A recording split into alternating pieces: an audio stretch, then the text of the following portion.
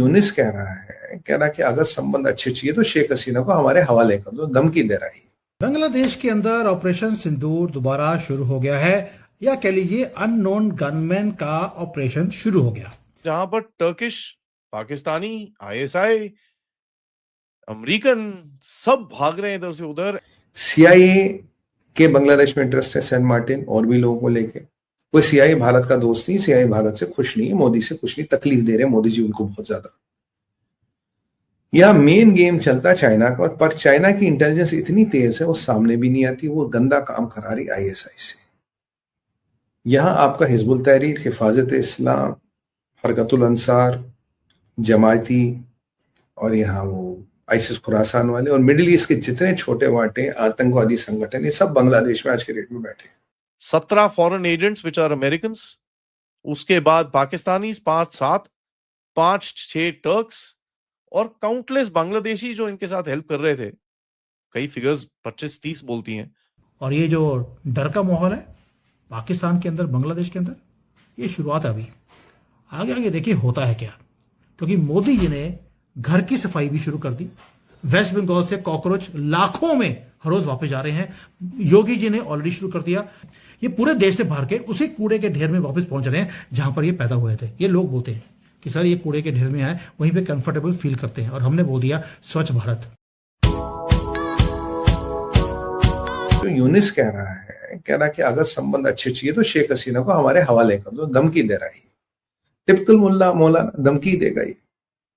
तब आप बोलोगे चूंटी के पर क्यों निकला है। मैं आपको बताता हूँ चूंटी के पर क्यों निकला है, ये समझना है। ये जो आपको बांग्लादेश कह रहा है, सुन रहा, अगर आपकी हेडलाइन में जाए तो आपको यही दिखेगा, but you start decoding and digging deep and joining the dots, आपको कुछ और कहानी दिखेगी। देखिए, भारत की मिलिट्री किसी भी रेटिंग में आज नंबर 3 है दुनिया में, कई नंबर 4 है, ओवरऑल नंबर 3 है। जो एशिया का पावर इंडेक्स आया वो number 3 most powerful military in the world.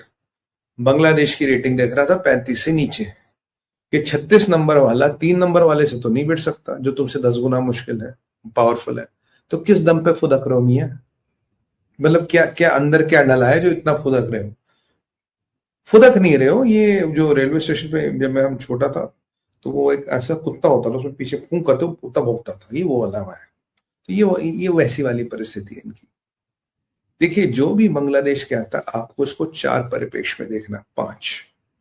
पहला है सीआईए, चाइना का एमएसएस, बहुत एक्टिव है चाइना का एमएसएस। वो दिखता नहीं, इसका मतलब नहीं कि वो बिकता नहीं। फिर आपको देखना है इसमें आईएसआई, फिर आपको देखना है इसमें म्यांमार का एंगल। 3-4 एंगलों से देखेंगे तो आपको ये समझ आ जाएगा कि इतने भौंकने क्यों लगे। ये पहला एंगल। सीआईए के बांग्लादेश में इंटरेस्ट है, सेंट मार्टिन और भी लोगों को लेके। कोई सीआईए भारत का दोस्त नहीं, सीआईए भारत से खुश नहीं है, मोदी से खुश नहीं, तकलीफ दे रहे हैं मोदी जी उनको बहुत ज्यादा। यह मेन गेम चलता चाइना का, पर चाइना की इंटेलिजेंस इतनी तेज है वो सामने भी नहीं आती, वो गंदा काम करा रही आईएसआई से। यहां आपका हिजबुल तहरीर, हिफाजत इस्लाम, हरकतुल अंसार, जमायती और यहाँ वो आईसिस खुरासान वाले और मिडिल ईस्ट के जितने छोटे वाटे आतंकवादी संगठन, ये सब बांग्लादेश में आज के डेट में बैठे हैं। बांग्लादेश के अंदर ऑपरेशन सिंदूर दोबारा शुरू हो गया है, या कह लीजिए अननोन गनमैन का ऑपरेशन शुरू हो गया। वहां पर 8 से ज्यादा आईएसआई के एजेंट्स मारे जा चुके हैं पिछले 2 महीनों में। अब आप मुझे बताइए, क्या आपको इंडियन मीडिया में ये खबर आई कि भाई वहां पर आईएसआई के एजेंट मारे जा रहे हैं? अब ये खबर आपको दे रहा हूं कि पाकिस्तानी नेशनल अहमद खान वो 5 स्टार होटल में मारा हुआ पाया गया। अब खुशखबरी क्या है? गोली नहीं मारी हमने, कोई स्ट्रगल नहीं था, बॉडी के ऊपर कोई निशान नहीं है, बस साइलेंस है। वो लुल्ला को मिलने चला गया है ऊपर 72 हॉर्स के पास, जो उसके लिए वेट कर रही है। पूरा भेजा है, कुछ काट के नहीं भेजा। और ये पहला इंसान नहीं है, 8वां है, 8th आईएसआई कनेक्शन है इस बंदों के सबके जो मारे गए हैं। और ये सारे कहां मारे जा रहे हैं? ढाका में, पाकिस्तान में। जो हम पहले अननोन गनमैन हमारे लिए काम कर रहे थे, अब बांग्लादेश में क्यों चले गए? ये टेरिफाइंग चीज है।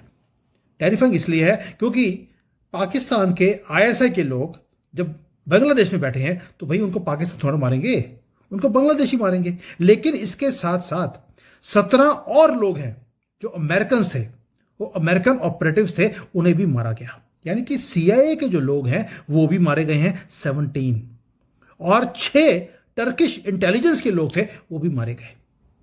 इसके साथ साथ बांग्लादेश के जो फैसिलिटेटर, जिसको हम ग्राउंड वर्कर बोलते हैं, जिन्होंने घर में पनाह दी, किसने खाना भिजवाया, 25 तो वो मारे गए हैं। अब ये नंबर अननोन गनमैन का है। किसी को ये समझ नहीं आ रहा कि ये महादेव के कौन सी टीम है जो आती है, काम करके चली जाती है, पकड़े नहीं जाते। और सभी के सभी जितने भी हैं, मरने का पैटर्न सेम है। या तो कोई ना कोई केमिकल डाल के खाने में, ड्रिंक में मर गया, कार्डियक अरेस्ट होता है, यानी कि हार्ट फेल हो गया केमिकल के कारण, या ओवरडोज ले लिया। और सभी के सभी लग्जरी होटल, 5 स्टार होटल्स में मरे हुए पाए जाते हैं। या कहीं ना कहीं पोर्ट है जहां पर ड्रग्स आती हैं, वहां पे पोर्ट के पास कोई होटल होगा, वहां पे पाए जाते हैं। तो ये जो 40-50 लोगों की जो पूरी टीम ऊपर चली गई, उसके बाद क्या हुआ? ये पकड़े जाना चाहिए था कोई ना कोई, लेकिन एविडेंस भी वैनिश हो गया है। 1-2 घंटे के बाद पता लगता है कि एविडेंस भी खत्म। डिप्लोमेटिक लोग आते हैं, हर चीज को कवर अप कर लेते हैं, एम्बेसी क्लीन अप का ऑपरेशंस करती है, सब कुछ साफ कि कुछ हुआ ही नहीं। ये है नया ऑपरेशन सिंदूर जो हम बांग्लादेश में कर रहे हैं, या कह लीजिए अननोन गनमैन हमारे लिए कर रहे हैं, क्योंकि एक वॉर है जो बांग्लादेश ने हमारे साथ शुरू कर लिया पाकिस्तान के साथ मिलकर।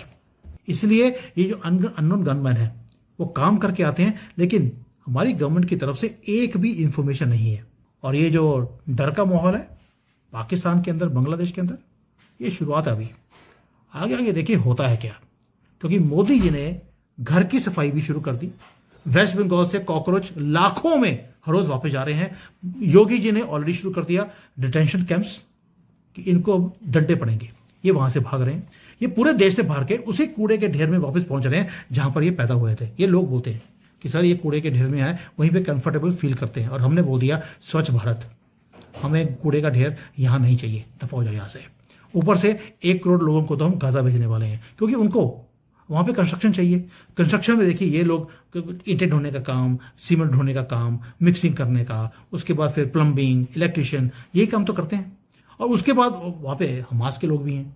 अब हमास के लोगों को क्या चाहिए कि कोई बॉम्ब बनाने वाला, कोई रेजिन बनाने वाला, ताकि इजरायलियों को मार सके, तो वो भी इनके पास हैं। तो हम इनके डॉक्टर, इंजीनियर, इनके मिस्त्री, प्लम्बर और पंक्चर, भाई इजराइल वाले तो हमेशा ऊपर से बॉम्ब फेंकते रहेंगे। जब बॉम्ब फेंकेगा तो वहां पे गाड़ियों में पंक्चर हो जाएगा। जब पंक्चर होगा तो पंक्चर लगाने वाला अब्दुल भी चाहिए। तो ये पंक्चर वाले, ये सारे हम वहां पर करोड़ों में भेजने वाले हैं। और भाई मैं एक चीज भूल गया मैं, कि जो ये पैलेस्टीन का झंडा उठाने वाले हरोसी, कि गाजा में जो हो रहा है हम उसका विरोध करते हैं, हम गाजा के लोगों के साथ खड़े हैं। तो हम ये सारे जो साथ खड़े होने वाले लोग हैं, इनको भी गाजा भेजने वाले हैं। यानी कि गाजा का जो बाजा बजा, वहां पे बाजे बजाने वाले भी चाहिए, तो हम इनको भेज देंगे। और इधर से UP, Bihar, West Bengal, Assam, north east, इस सारे से भी ये सारे जो है ये बांग्लादेश वापस जा रहे हैं। और वहां पर जो भारत के खिलाफ षड्यंत्र बचाने वाले थे, उनको मिरेकुलसली महादेव ने ऊपर बचा दिया। ये है गुड न्यूज, और ये अभी शुरुआत है। आगे आगे देखिए होता है क्या। वीडियो देखने के लिए धन्यवाद दोस्तों। अगर आप हमारे साथ जुड़ा रहना चाहते हैं तो कृपया करके चैनल को सब्सक्राइब कर बेल आइकन का बटन दबा दें,